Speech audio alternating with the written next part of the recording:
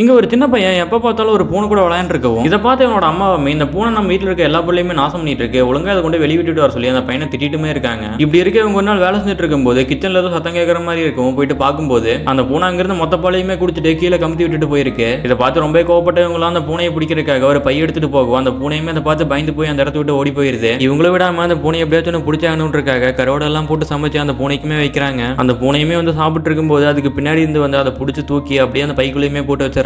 இதுக்கப்புறம் இவங்க தன்னோட தம்பியை கூப்பிட்டு இந்த பூனையை எங்கேயாவது ஒரு கண்காணாத இடத்துல கொண்டு போய் விட்டுட்டார சொல்லவும், இவருமே அந்த பூனையை ஒரு ஆள் நடமாட்டமே இல்லாத ஒரு காட்டுக்குள்ள விட்டுட்டு திரும்பியுமே வந்துடுறாரு. இது எதுவுமே தெரியாத அந்த சின்ன பையனுமே கதவை நீக்கி வச்சு ராத்திரி முழுக்க அந்த பூனைக்காக காத்துக்கிட்டு இருக்கான். அடுத்த நாள் ஸ்கூலுக்கு போகும்போது கூட அந்த பூனையை பத்தி யோசிச்சுட்டு போகும். அந்த பையனுக்கு ஒரு சின்ன ஆக்சிடென்ட்டுமே ஆகிருது. இது மட்டும் இல்லாம இந்த சின்ன பையனோட அம்மா கோயில சாமி கும்பிட்டு இருக்கும்போது 2 பேர் பைக்ல வந்து இவங்களோட செயினையுமே அறுத்துட்டு போயிடுறானுங்க. இதுக்கப்புறம் வீட்டுல இருக்க எல்லாருமே ஒண்ணு சேர்ந்து எதனால இப்படி நடக்குதுன்றதை தெரிஞ்சுக்கிறதுக்காக ரொம்ப சக்தி வாய்ந்த ஒரு சாமியாருமே போயிட்டு பாக்குறாங்க. அவங்க கிட்ட இவங்களுக்கு நடந்த எல்லா விஷயத்தையுமே சொல்லவும், இது எல்லாம் கேட்ட அந்த மந்திரவாதியுமே உங்க வீட்டுல இருந்து பூனைக்கு நீங்க சாப்பாடு வச்சுட்டு அது சாப்பிடும் போதே நீங்க கொண்டு போயிட்டு வெளியே விட்டதுனால தான் இந்த மாதிரி எல்லாம் நடக்குதுன்னு சொல்லவும், அந்த வீட்டுல இருக்க எல்லாருமே அந்த பூனை எங்க தேடினாலுமே அவங்களுக்கு அந்த பூனை கிடைக்கவே மாட்டேது. இப்படி இருக்க ஒரு நாள் ராத்திரி அந்த பூனையை அந்த பையனை தேடி அவங்க வீட்டுக்குமே வந்துருது. இதை பார்த்து அந்த பையனோட அம்மாவுமே இந்த பூனை இதுக்கப்புறம் நம்மளே வச்சுக்கலாம்னு சொல்லி சம்மதிக்குமே செஞ்சிடறாங்க.